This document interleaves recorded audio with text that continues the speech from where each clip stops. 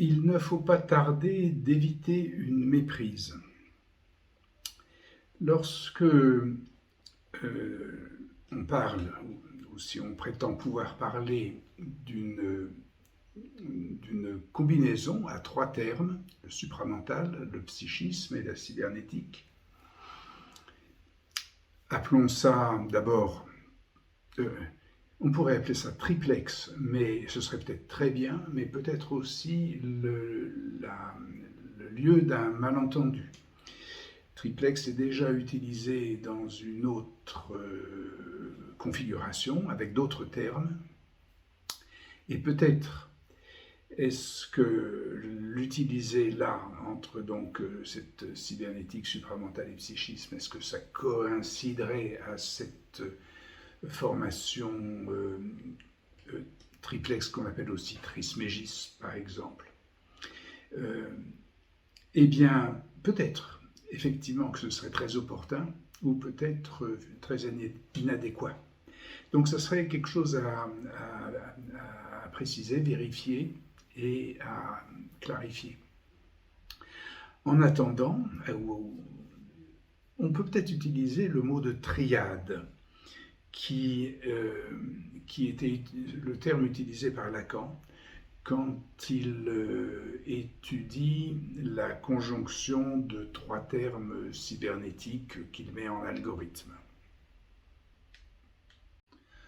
Alors, en nous servant au moins temporairement de l'expression triade, il y a donc une méprise à éviter, qui est celle d'entendre que la conjonction du psychisme avec le supramental serait un argument de première ligne, de première force, ou donc un argument de premier ordre.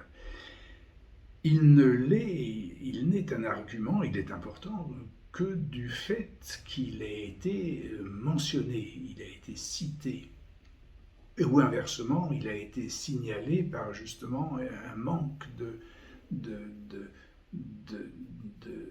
d'allusion, tandis que par ailleurs, dans d'autres parties du discours, il s'agit du discours robindien, donc cette conjonction psychisme et supramental est soulignée.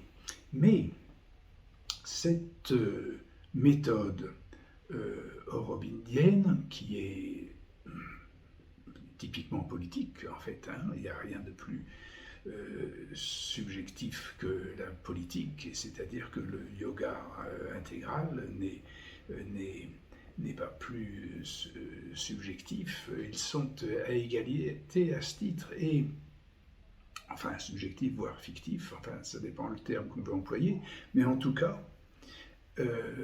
qui n'est pas de l'ordre de ce qu'on appelle académique ou scientifique ou universitaire.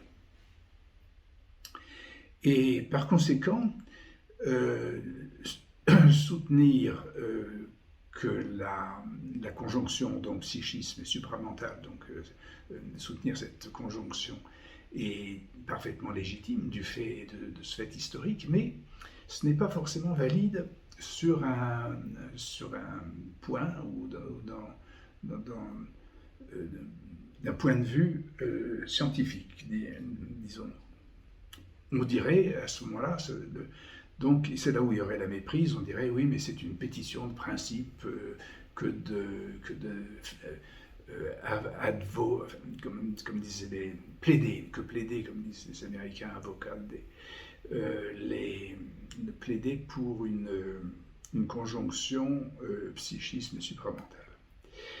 Eh bien, voici ce qu'il faut préciser, c'est que ce n'est pas du tout, ou très peu, ou tout à fait accessoirement, sur ce fait historique de la conjonction robindienne, supramentale et psychisme, que l'on peut constituer cette triade. En fait, la présence du psychisme, où la qualification, enfin disons l'articulation dans la triade du psychisme se fait par la cybernétique.